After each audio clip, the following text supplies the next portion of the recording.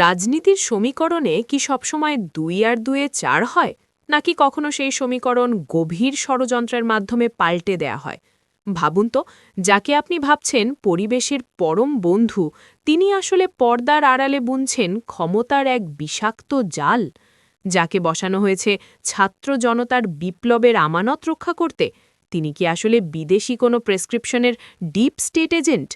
মধ্যরাতে নিজের স্বামীর রহস্যময় অপহরণ, মুক্তিপণের বদলে পকেটে ৩০০ টাকা ফেরত পাওয়া আর এক অবিশ্বাস্য রাজনৈতিক স্বীকারোক্তি, সবই কি এক বিশাল মাস্টারমাইন্ড প্ল্যানের অংশ?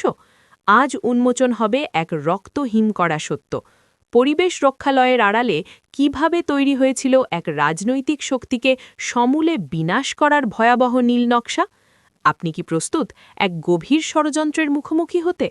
বাংলাদেশের সুশীল সমাজের ড্রয়িং রুমে সৈয়দা রিজওয়ানা হাসান এক অতি পরিচিত নাম। বাংলাদেশ পরিবেশ আইনবিদ সমিতি বা বেলার প্রধান নির্বাহী হিসেবে তাকে সবাই জানত জল, মাটি আর মানুষের অকৃত্রিম আইনজীবী হিসেবে। কিন্তু এই পরিচিতির আড়ালে লুকিয়ে আছে এমন কিছু অধ্যায় যা শুনলে যে কারো শরীর শিহরে উঠবে। অন্তর্বর্তী সরকারের উপদেষ্টা হওয়ার অনেক আগে থেকেই তাকে ঘিরে জমে উঠেছিল রহস্যের ঘন কুয়াশা। একজন পরিবেশবাদী নেত্রী যখন সরকারের একাধিক গুরুত্বপূর্ণ মন্ত্রণালয়ের দায়িত্ব পান, তখন সাধারণ মানুষের মনে প্রশ্ন জাগা স্বাভাবিক, যোগ্যতা নাকি কোনো বিশেষ মহলের আনুকূল্য? তার এই উত্থানের পেছনে কি কোনো সুদূর প্রসারী রাজনৈতিক এজেন্ডা কাজ করছিল? তথাকথিত নিরপেক্ষতার আড়ালে তিনি আসলে কার হয়ে কাজ করছিলেন তা নিয়ে এখন জনমনে প্রবল সন্দেহ দেখা দিয়েছে। বিশেষ করে তার অতীত কর্মকাণ্ড এবং বর্তমানের কিছু হঠকারী সিদ্ধান্ত এই রহস্যকে আরও ঘনীভূত করেছে।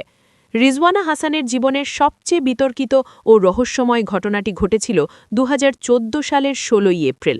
দিন দুপুরে জনসম্মুখ থেকে তার স্বামী আবু বক্কর সিদ্দিককে তুলে নিয়ে যাওয়া হয়। সেই সময় দেশ জুড়ে তোলপাড় শুরু হয়। একজন প্রভাবশালী আইনজীবীর স্বামীকে কেন তুলে নেওয়া হলো? কারা ছিল এর পেছনে? কিন্তু গল্পের টুইস্ট আসে ৩৫ ঘণ্টা পর। অপহরণকারীরা তাকে ছেড়ে দেওয়ার সময় তার পকেটে উল্টো ৩ টাকা দিয়ে দেয়, যাতে তিনি সিএনজি ভাড়া করে বাসায় ফিরতে পারেন। কোনো মুক্তিপণ নেওয়া হয়নি, কোনো নির্যাতন করা হয়নি। এটি কি কোনো স্রেফ অপহরণ ছিল, নাকি জনমনে সিম্পাথি আদায়ের এক সূক্ষ্ম নীল নকশা? রিজওয়ানা হাসান তখন টেলিভিশন ক্যামেরার সামনে প্রচণ্ড আবেগঘন পারফরমেন্স করেছিলেন। কিন্তু লক্ষ্য করার বিষয় হল, স্বামীকে ফেরত পাওয়ার পর অপরাধীদের ধরার ব্যাপারে তার কণ্ঠে ছিল এক বিচিত্র শীতলতা। তিনি বলেছিলেন, সবচেয়ে বড় চাওয়া হচ্ছে তাকে ফেরত পাওয়া। কে এই অপরাধ করেছে সেটা আমরা পরবর্তীতে দেখব। অথচ সেই পরবর্তীতে আর কোনোদিন আসেনি। এই অদ্ভুত অপহরণ নাটকটি কি কোনো বড় সত্য ঢাকা দেওয়ার ঢাল ছিল? গত বছর তরুণ নেতা রাশেদ খানের এক ফেসবুক পোস্ট এই আগুনের শিখাকে আরও উস্কে দেয়। সেখানে দাবি করা হয়েছিল, রিজওয়ানার স্বামী আসলে আওয়ামী লীগের প্রভাবশালী ও বিতর্কিত নেতা নসরুল হামিদ বিপুর লুটেরা সম্পদের পাহারাদার। এই যোগসূত্র কি প্রমাণ করে না যে বিপ্লবের দাবিদার এই নারী আসলে দীর্ঘকাল ধরে ফ্যাসিবাদের সাথে সখ্যতা বজায় রেখে চলেছেন? উপদেষ্টা হিসেবে শপথ নেয়ার পর রিজওয়ানা হাসান যে কয়টি পদক্ষেপ নিয়েছেন তার প্রতিটি ছিল চরম বিতর্কে ঘেরা। এর মধ্যে সবচেয়ে আলোচিত ছিল পলিথিন নিষিদ্ধের ঘোষণা। পরিবেশ রক্ষার নামে এটি এক মহৎ উদ্যোগ মনে হলেও এর পেছনের প্রস্তুতি ছিল শূন্য। কোনো টেকসই বিকল্প ব্যবস্থা না করেই হুট করে পলিথিন বন্ধ করার সিদ্ধান্তে ক্ষুদ্র ব্যবসায়ীরা পথে বসেছেন। বাজারে পলিথিন বন্ধ না হলেও পলিথিন কোম্পানিগুলোতে চাঁদাবাজি বহুগুণ বেড়ে গেছে বলে অভিযোগ উঠেছে। এখন আমরা এই প্রতিবেদনের সেই পর্যায়ে পৌঁছেছি যা শুনলে আপনার বিবেক স্তব্ধ হয়ে যাবে। রিজওয়ানা হাসান নিজেই ফাঁস করে দিয়েছেন তার আসল মিশনের গোপন অধ্যায়। তিনি কি আসলে পরিবেশের কাজ করতে এসেছিলেন, নাকি কোনো রাজনৈতিক দলকে নির্মূল করতে? সত্যের এই লড়াইয়ে আমাদের সাহস জোগাতে এবং পর্দার আড়ালের প্রতিটি গোপন নীল নকশা সবার আগে জানতে এখনই আমাদের channel news BD live subscribe করুন এবং এই ভিডিওটি শেয়ার করে সত্য ছড়িয়ে দিন। একটি বেসরকারি টিভিতে দেওয়া সাক্ষাৎকারে রিজওয়ানা হাসান অবলীলায় স্বীকার করেছেন যে তার এবং তার সরকারের মূল কাজ ছিল একটি বিশেষ রাজনৈতিক শক্তিকে, অর্থাৎ জামায়াতে ইসলামীকে, কোনোভাবেই মেইনস্ট্রিম বা মূলধারার রাজনীতিতে আসতে না দেওয়া। তিনি দম্ভের সাথে বলেছেন, তাদের আমরা মেইনস্ট্রিম হতে দেই নাই। রিজওয়ানা হাসানের এই স্বীকারোক্তি কেবল একটি বক্তব্য নয়, এটি একটি গণতান্ত্রিক দেশের জনগণের রায়ের বিরুদ্ধে যুদ্ধ ঘোষণা। একজন উপদেষ্টা কিভাবে একটি নির্দিষ্ট দলকে নির্বাচনে আসতে বাধা দেওয়ার কথা বলেন? এর মানে কি এই যে ত্রয়োদশ জাতীয় সংসদ নির্বাচন নিয়ে এক গভীর ইঞ্জিনিয়ারিং বা কারচুপির ছক আগে থেকেই চূড়ান্ত ছিল? জামায়াতে ইসলামীর নায়েবে আমির মোহাম্মদ তাহের এক সংবাদ সম্মেলনে অত্যন্ত কড়া ভাষায় এর প্রতিক্রিয়া জানিয়েছেন। তিনি রিজওয়ানা হাসানকে সরাসরি রাজসাক্ষী হিসেবে অভিহিত করেছেন।